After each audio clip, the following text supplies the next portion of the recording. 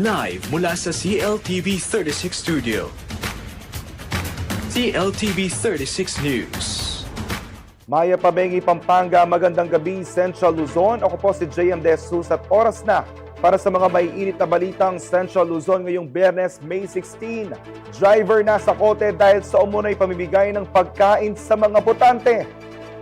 Ilang personalidad sa showbiz bigong manalo sa national and local elections 2025. Political clans muling namayagpag sa eleksyon 2025 sa Central Luzon. Food security tinalakay sa pulong ng PAMCHAM at DA. Inaresto ng mga tauhan ng San Jose del Monte City Police Station ang isang 62 years old na driver na isang tumatakbong alkalde matapos maaktwang namimigay ng food packs sa mga botante sa araw mismo ng eleksyon itong May 12, 2025. Ayon sa ulat ng pulisya, dakong 5:40 p.m. nang makatanggap ng tip ang Community Police Precinct 1 mula sa isang concerned citizen hinggil sa isang sasakyang umiikot sa Tungpong Mangga Elementary School. Ang naturang sasakyan ay may mga marka ng pangalan ng isang kandidato. Agad na rumisponde ang mga operatiba ng San Jose del Monte CPS kasama ang City Traffic Management Office o CTMO. Pagdating nila sa lugar, doon na naaktuhan ng driver na aktibong namimigay ng food packs sa labas ng paaralan. Kinilala ang suspect bilang residente ng Barangay Mulawin at umunay may direkta ugnayan sa kandidato. Inaresto siya sa paglabag sa Omnibus Election Code na nagbabawal sa pamimigay ng pagkain, pera o anumang bagay na maaaring makaapekto sa desisyon ng botante. Sa isang pahayag, iginiit ni Police Brigadier General G. Fajardo, Regional Director ng Police Regional Office 3, na seryoso ang PNP sa pagpapatupad ng mga batas panghalalan. Aniya, hindi umano sila mangingimi sa pagsasampa ng kaso sa sinumang lalabag sa batas. Sa kabila ng kanilang kasikatan sa mundo ng showbiz, ilang kilalang personalidad ang hindi pinalad sa katatapos na halalan 2025. Alamin kung sino-sino sa mga artistang nabigong manalo sa kanilang pagtakbo sa mga lokal na posisyon sa ulat na ito. Hindi pinalad sa kanilang mga kandidatura para sa local position ang ilalang kilalang personalidad mula sa showbiz industry sa katatapos na halalan 2025. Sa kabila ng kanilang kasikatan, tila hindi pa rin ito naging sapat upang makuha ang tiwala ng mga botante. Una sa listahan si Aljura Brenica. Tumakbo siya bilang konsehal ng Angeles City, Pampanga sa ilalim ng People's Champ Movement. Bagamat popular na artista, hindi siya nakapasok sa hanay ng mga nanalong konsehal. Si Marjorie Barreto naman, ina ni Julia Barreto, dating aktres na ngayon sikat na vlogger, ay muling sumabak sa politika matapos ang 10 taong pamamahinga. Tumakbo siya bilang konsehal sa unang distrito ng Caloocan City, ngunit hindi rin siya pinalad. Tumakbo rin bilang Vice Governor ng Batangas, ang aktor at TV host na si Luis Manzano. Ngunit natalo rin siya sa laban kay incumbent Vice Governor na si Hermelando Mandanas. Nanalo naman sa gubernatorial position ang kanyang ina na si Vilma Santos Recto. Hindi rin pinalad si Dennis Padilla, isang veteranong aktor at komedyante, sa kanyang pagtakbo bilang konsehal sa 2nd District ng Caloocan City. Sa kabila ng kanyang mahabang karera sa showbiz at kandidatura sa ilalim ng kilalang partido, hindi siya nakakuha ng sapat na boto upang maipanalo ang pwesto. Naghangad din ng posisyon sa Kamara ang actor/model na si Marco Gumabaw. Humabol siya bilang kinatawan ng ika-4 na distrito ng Camarines Sur, subalit nabigunin siya sa kanyang kampanya. Si EJ Falcon, na dating PBB housemate at aktor, ay tumakbo bilang kinatawan ng ika-2 distrito ng Oriental Mindoro. Ngunit natalo siya sa laban kontra incumbent na si Alfonso Umali Jr. na ilang dekada nang nagsisilbi sa lalawigan. Hindi rin nakalusot si Angelica de la Cruz, isang aktres at barangay chairman sa Longos, Malabon. Muling tumakbo si de la Cruz sa parehong posisyon, pero hindi rin siya sinuwerte. Si Aramina, aktres at negosyante, ay tumakbo bilang konsehal ng ika-2 distrito ng Pasig City. Kilala rin siya sa kanyang advokasya para sa mga persons with disabilities, ngunit sa kabila nito ay hindi siya nakapasok sa hanay ng mga nanalo. Nagtangka namang bumalik sa politika ang aktor at vice-alkalde ng Quezon City na si Anjo Iliana. Tumakbo siya bilang vice mayor ng Calamba, Laguna, pero bigo rin siyang manalo. Samantala, si Yul Servo Nieto, isang aktor at konsehal ng Maynila, ay muling tumakbo para sa konseho ng lungsod, ngunit hindi rin siya nakapasok sa top-ranking candidates ng kanyang distrito. Ayon sa mga netizen, partikular ang mga botante, gayon din ang mga eksperto sa usaping pampolitika. Ang pagkatalo ng mga personalidad na ito mula sa showbiz ay nagsisilbi umunong paalala na sa larangan ng politika, higit na pinahahalagahan ng publiko ang plataporma, serbisyo at integridad kaysa kasikatan. Para sa mga botante, ang tunay na puhunan sa serbisyo publiko ay kredibilidad at kakayahang maglingkod sa bayan. Kasama si JM De Jesus, Raymond Tasoy, CLTV 36 News. Sa kabila ng mga panawagan para sa reforma at pagbabago sa politika, muling pinatunayan ng ilang kilalang pamilya sa Central Luzon ang kanilang matibay na kapit sa kapangyarihan matapos nilang manalo sa katatapos lamang na national and local elections 2025. Sino-sino nga ba sila? Nagbabalik sa Raymond Tasoy para sa report. Sa pagtatapos ng 2025 national and local elections, ilang kilalang political clans mula sa iba't ibang lalawigan ng Central Luzon ang muling namayagpag. Sa kabila ng mga panawagan para sa bagong liderato, tila nananatiling matatag ang impluwensya ng ilang pamilya sa rehiyon. Sa lalawigan ng Bataan, walang patid ang pamamayagpag ng pamilya Garcia. Muling naihalal bilang gobernador si Jose Enrique Garcia III habang nananatili sa pwesto bilang vice-gobernador ang pinsan niyang si Maria Cristina Garcia. Sa Kongreso naman, muling nanalo si Albert Garcia bilang kinatawan ng 2nd District habang si Maria Angela Garcia ay nananatiling kinatawan ng 3 distrito. Hindi rin nagpahuli ang Pineda clan sa lalawigan ng Pampanga. Nagpalitan lamang ng pwesto ang mag-inang sina Dennis Delta Pineda at Lilia Nanay Pineda. Si Nanay Pineda ang iniluklok ng mga Kapampangan bilang gobernador, habang si Delta naman ang bagong vice-gobernador. Samantala lumutang din ang impluwensya ng isa pang kilalang pamilya sa lalawigan, ang pamilya Gonzales. Muling nahalal ang asawa at mga anak ni Senior Deputy Speaker Dong Gonzales sa kanilang posisyon na tinakbuhan.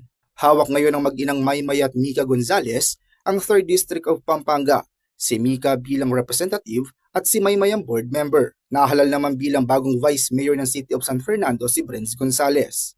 Sa Aurora, bagong pangalan ng umangat. Tuluyan ang nakuha ni Reynante Tolentino ang posisyon ng pagkagobernador. Si Tolentino ang umupo bilang acting governor matapos masuspende sa pwesto ni Governor Christian Naveras noong nakaraang taon. Naihalal naman bilang miyembro ng sangguniang panlalawigan ng 2nd District ang anak niyang si Yam Tolentino. At sa Nueva Ecija, muling nagwagi ang magkapatid na Umali.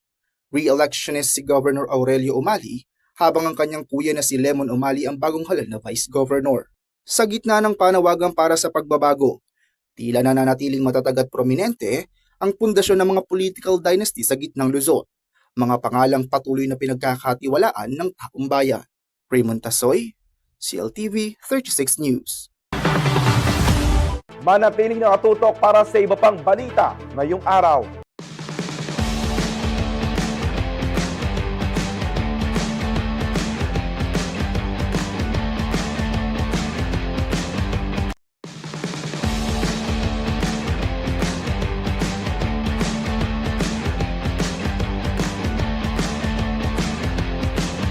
Manatiling nakatutok para sa iba pang balita ngayong araw. Natapos na ang canvassing ng boto para sa mga senador at party list organizations sa katatapos lamang na midterm elections. Inabangan na mga opisyal na proklamasyon ng mga bagong halal ngayong Sabado, May 17. Samantala, mananatili na lang mapagmatsyag ang COMELEC upang masiguro ang integridad ng resulta ng halalan. Ang detalye sa ulat ni Raymond Tasoy. Sa pangunguna ng Commission on Elections o COMELEC na tumatayong National Board of Canvassers o NBOC, tuluyan ang nakumpleto nitong Huwebes, May 15 ng opisyal na pagbibilang ng mga boto para sa pagkasenador at party list groups sa halalan 2025 nitong May 12. Batay sa inilabas na National Certificate of Canvass, ito ang mga pangalan ng mga kandidatong nakapasok sa Magic 12 o 12 opisyal na nanalo sa pagkasenador. Nasa unang pwesto si Senador Bongo na nakakuha ng mahigit 27 million votes. Sinusundan siya ni dating Senador Bam Aquino na may halos 21 million at si Senador Ronald De La Rosa na mahigit 20.7 million votes. Pumwesto rin sa top 12 sina ACT-CIS Party List Representative Erwin Tulfo, dating Senador Francis Pangilinan, Sagip Party List Representative Rodante Marcoleta, dating Senador Panfilo Lacson, dating Senate President Vicente Soto III, Senadora Pia Cayetano, Las Piñas Representative Camille Villar, Senador Lito Lapid at Senadora Amy Marcos. Sa party list race naman, nanguna ang Akbayan Party List na may halos 2.8 million votes. Kasunod ang Duterte Youth, Tingog, Porpis, Axia Yes at Ako Bicol. Kabuuang 175 certificates of canvass o COCs ang na-verify ng COMELEC sa loob ng 3 araw ng canvassing. Kabilang na dito ang mga boto mula sa overseas voting. Ayon sa komisyon, bagamat tapos na ang canvassing, ang mga inilabas na bilang ay pansamantala pa lamang at dadaan pa sa masusing auditing. Ipinahayag naman ni COMELEC Chairperson George Garcia na itutuloy ng NBOC ang proklamasyon ng mga nanalong senador sa darating na Sabado ng hapon, May 17. Inaasahang maglalabas ng kaukulang resolusyon ng COMELEC isang araw bago ang nasabing proklamasyon. Raymond Tasoy, CLTV 36 News. Hindi pinalampas ni Sharon Cuneta ang pagkakataon na magpasalamat sa dedicated volunteers na nagsisilbing backbone sa kampanya ng kanyang asawang si Kiko Pangilinan na kasalukuyang nasa ika-5 pwesto sa senatorial race. Panoorin natin ang report na ito.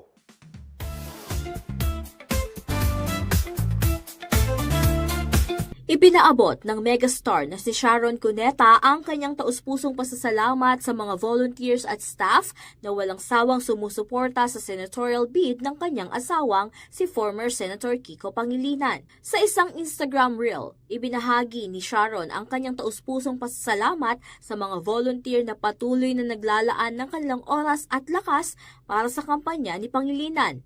Partikular niyang pinasalamatan ng isang volunteer na nagbahagi ng kanyang karanasan sa mga rally, kung saan naging abala siya sa pamimigay ng tubig, face mask at pagtulong sa mga tao kahit hindi niya sisilayan ang mismong programa. Ang mensahe ni Sharon ay patuloy umano ng kanyang malalim na pagpapahalaga sa mga taong nasa likod ng kampanya. Ang mga volunteer na madalas ay hindi nakikita sa entablado, pero may malaking ambag sa tagumpay ng bawat aktibidad. Matatandang tumakbo si Kiko bilang vice-presidente noong 2022 at ngayon ay muling tumatakbo para sa Senado. Sa pinakaling survey, nasa ika-5 pwesto na siya sa hanay ng mga kandidato. Danica Gino, CLTV 36 News.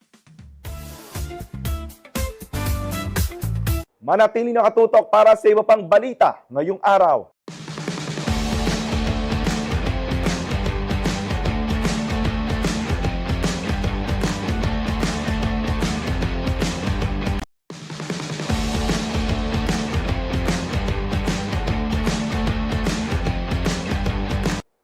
Ikinatuwa ng mga kabalen ng handog na libreng kalesa ride ng City of San Fernando, LGU nitong Huwebes, May 15. Parte ito ng selebrasyon ng Piyestang Fernandino ngayong taon. Sakay ng mga kalesa, nilibot ng mga pasahero ang Mega World Capital Town, Pampanga hanggang sa Heritage District. Dito ay kanilang nakita ang ancestral at heritage houses, maging ang ilang panggusali. Ayon sa CSFP City Information Office, regular na ginagawa o isinasagawa ang Free Kalesa Ride program ng syudad upang isulong bilang isa sa mga mode of transportation at tunay na pamana ng San Fernando. Paraan din ito upang bigyan ng dagdag na kita ang mga kutsero. Magkakaroon muli ng libreng sakay sa kalesa sa Capital Town mula 4:30 p.m. hanggang 6 p.m. sa susunod na Huwebes, May 22.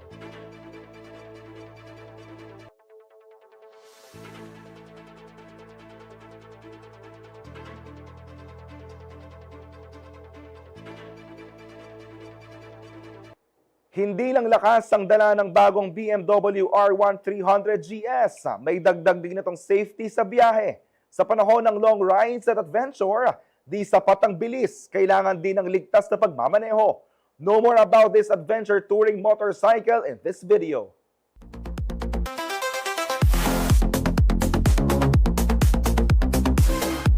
I'm John from BMW Motorrad Pampanga and sales executive.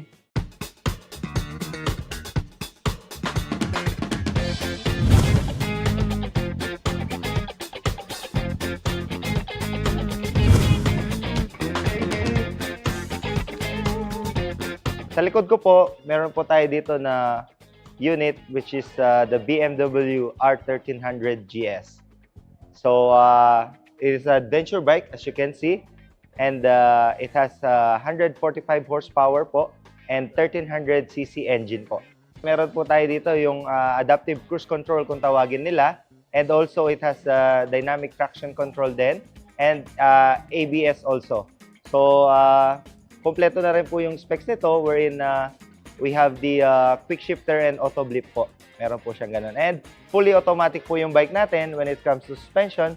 Wherein, let's say, kung tumatakbo tayo ng 50 kph and up, suspension will rise up to 850 mm.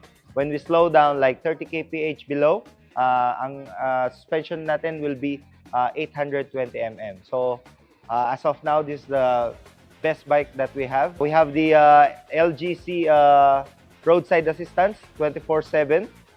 It will be once you purchase the bike, you will avail it for free, which is kung babayaran mo ito for comprehensive for 1 year, will be 32,500 po siya. And 5 years warranty po yung bike natin. So, wala po kayong pag-aalinlangan sa biyahe.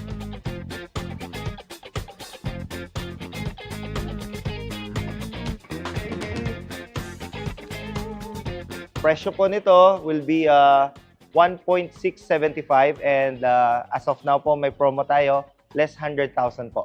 So 1.575 po. Follow me on my Facebook account, Jan Motok po. Makikita nyo na po from Premier Motorrad Pampanga po. Showroom po, located tayo sa CIGC Building, ground floor, Sayabad Santos Avenue, San Fernando, Pampanga.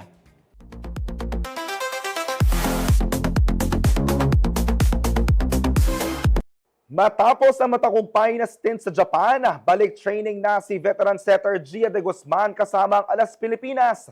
Inaasahan ang kanyang mahalagang papel sa paghahanda ng national team para sa mga nalalapit na international tournaments ng 2025. Narito ang Sports News.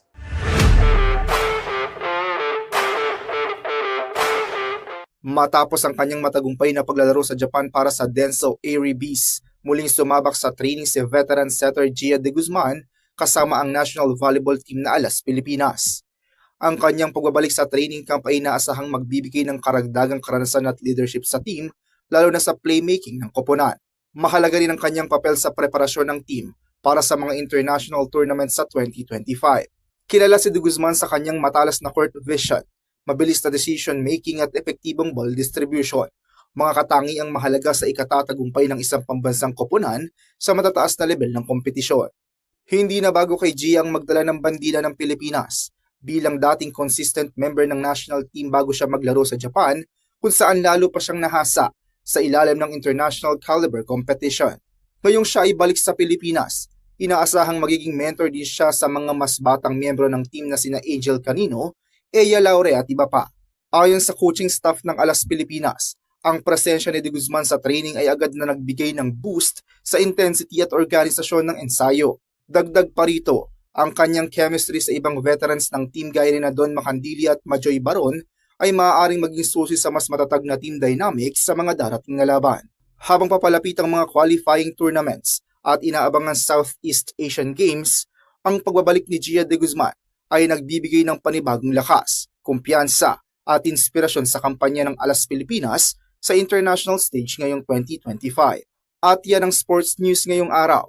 Kasama si JM De Jesus, Raymond Tasoy, para sa CLTV 36 Sports News.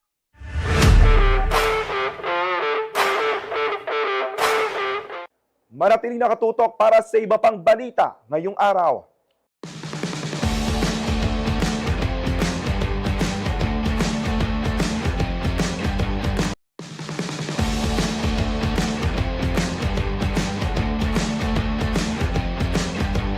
Nagbabalik ang CLTV 36 News, sadyang likas sa mga kapampangan ng galing sa sining at pagiging malikhain.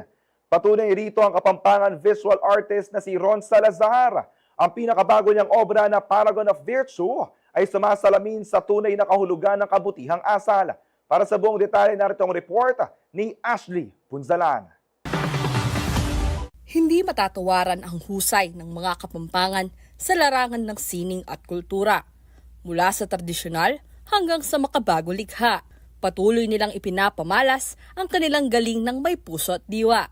Gaya na lamang ni Ron Salazar, isang kapampangan visual artist na tubong Santa Rita. Nakilala sa paglikha ng sining na bukod sa nakakamangha, meron din itong malalim na kahulugan. Sa edad na 22, itinanghal siyang Grand Prize winner sa kategoryang Sculpture ng Taunang Art Association of the Philippines competition. At ngayong 46 years old na si Salazar, patuloy niyang pinagyayaman ang kanyang sining sa pamamagitan sa pagsasanib ng innovation, spirituality at local pride. Nitong Huwebes, May 15, ipinasilip ni Salazar ang kanyang pinakabagong obra maestra na pinamagatang Paragon of Virtue, isang commissioned art installation na may sukat na 12.5 by 10 feet na yari sa stainless steel at tempered auto glass. Ani Salazar, layunin ng kanyang obra na iparating ang diwa ng Kapampangan Virtue na mayap at tao, o sa Tagalog ay mabuting tao. About yan ni Keng kay maya patao, Keng aspetong spiritual, ing kabaldugan na nini, gustong atsuta na Keng sumangin dabi, sisimbolize na itang kaya pa namin tao Keng kabilang be. Tumagal ng halos 5 buwan ang paggawa ni Salazar sa Paragon of Virtue. Ayon sa kanya, ito na ang pinaka-challenging na artwork sa kanyang karera. Bata pa lamang daw siya ay pinangarap na niyang maging renowned artist. Kaya naman payo niya sa mga kabataan, Luguran niyo mo itang gagawan niyo kasi mas pag masaya ka king gagawan mo, mas masanting itang apal to mong obra. bukod sa art installations, gaya ng Paragon of Virtue, kilala rin si Salazar sa paggawa ng mga top-quality resin tables gamit ang local materials sa Pampanga. Bagamat kasalukuyang nakadisplay sa isang residential venue ang Paragon of Virtue, maaari pa ring makita ang ilan sa kanyang mga obra sa kanyang Facebook page na Ron Salazar. Samantala, binubuo pa rin umano ni Ron ang iba pa niyang artworks bilang paghahanda sa kanyang planong magkaroon ng exhibit. Ashley Punzalan, CLTV 36 News. Libo-libong residente at turista ang nagtipon sa bayan ng Pulilan noong May 14 upang masaksihan ang makulay at makasaysayang Niling Carabao Festival. Isang taunang selebrasyon ng pasasalamat at debosyon sa patron ng mga magsasaka na si San Isidro Labrador. Panoorin ang detalye sa report ni Arlene Saronga. Tinatayang humigit kumulang 100,000 katao ang dumagsa sa Pulilan, Bulacan nitong Miyerkules, May 14 para sa taunang Niling Carabao Festival. Isa itong natatanging selebrasyon ng pasasalamat at debosyon sa patron ng mga magsasaka na si San Isidro Labrador. Ayon kay Mayor Maritz Ochoa Montejo, nagsimula ang makulay na parada sa Barangay Lumbak at umikot sa mga pangunahing kalsada ng poblasyon, Paltaw at Barangay Kutkot. Pangunahing tampok ang mga kalabaw na pinalamutian na makukulay na tela, bulaklak, banderitas at samut-saring dekorasyon.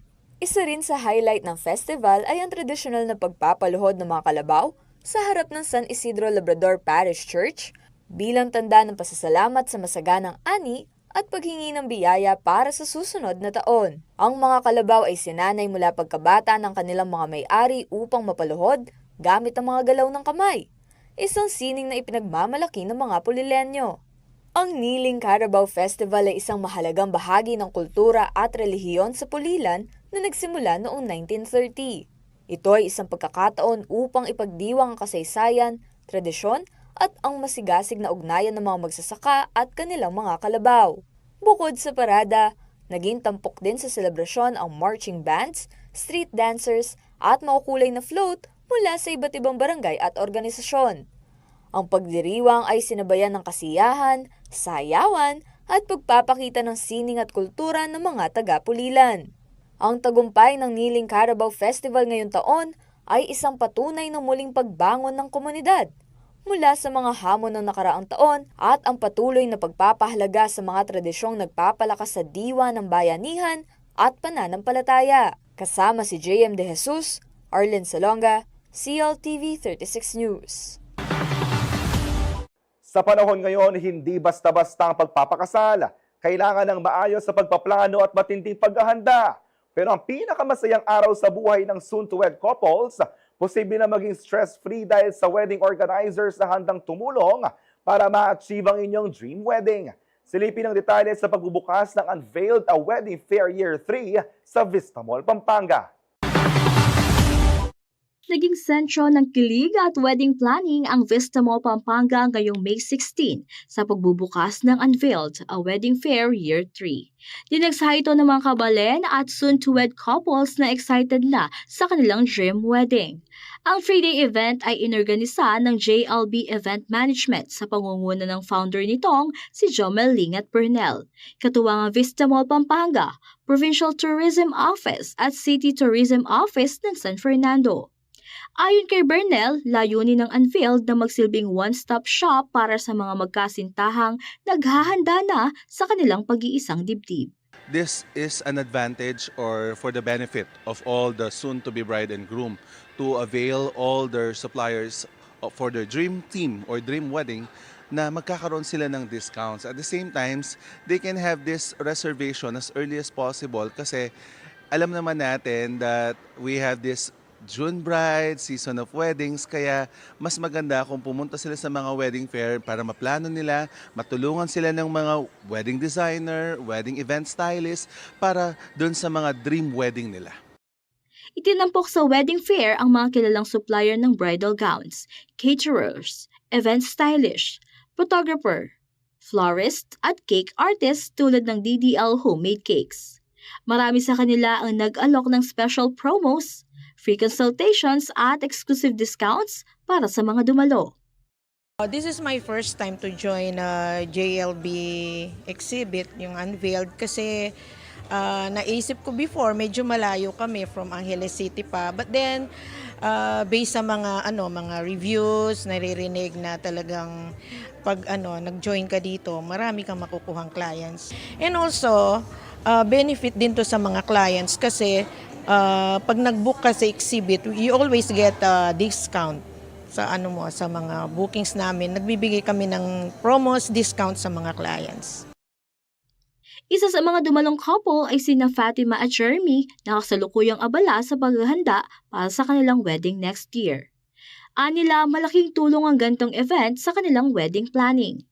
Nakita namin siya sa Facebook. Then dahil less than a year na lang, so gusto ko sana yung para isahan na lang yung mga suppliers. So sakto this May merong bridal fair kaya nag-attend kami. Siguro mas maganda yung maging prepared. Then yung preparation at least may ample time sa preparation. So during the preparation, yung mga bridal fair mas maganda kung nakaka-attend sila ng bridal fair para yung mga ideas, makakakuha sila ng iba't ibang ideas. Then from that ideas, makaka-come up sila sa sa mga suppliers, kung ano yung gusto nila sa wedding nila. Ang Unveiled, a Wedding Fair Year 3 ay bukas sa publiko at tatagal hanggang May 18, 2025. Inaasahan ng mas maraming bisita sa mga susunod na araw ng event. Para sa mga nais humabol at ma-experience ang kasalan vibes, bukas ang event sa lahat, whether bride-to-be, groom, entourage at sa lahat ng hopeless romantic. Come and visit Unveiled Wedding Fair Year 3 here at Vista Mall, Pampanga, happening on May 16 to 18. Exciting freebies and discounts await to our soon-to-be bride and groom. Kaya naman, ano pang hinihintay natin? Tara na, punta na ho tayo dito sa Vista Mall, Pampanga. Salamat. Danny Cagino, CLTV 36 News. At yan ang mga balitang nakalap ng CLTV 36 News. Kasama ang buong pwersa ng CLTV News and Current Affairs. Ako po si JM De Jesus. Maraming salamat and happy weekend.